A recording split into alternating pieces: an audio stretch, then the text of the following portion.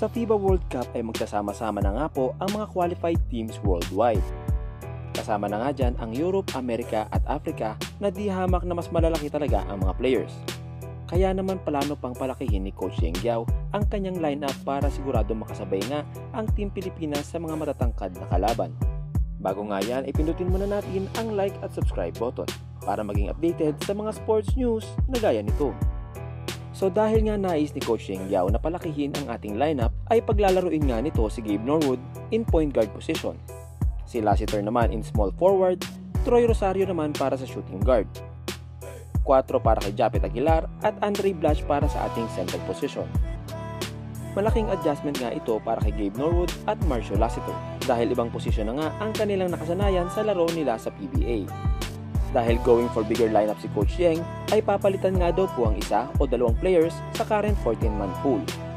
Ang mga players nga na iyon ay maaaring dalawang players na dadagdag nga sa height ng ating roster. Maaari din naman ang mga players na dating suspendido ay palalaruin na rin ni Coach Yeng Guiao. Dati nang kinuha ni Coach Yeng si Greg Slaughter. Kung gaya nga ng sinabi ko kanina ay he's going for bigger lineup, ay hindi imposibleng ibalik nga nito si Greg Slaughter at pati na rin si Raymond Almazan. Kasalukuyan namang naghihintay pa rin ng tawag sina Calvin Abueva, Terence Romeo at Kiefer Avena kung sakaling kakailanganin nga ng gilas ang tulong nila.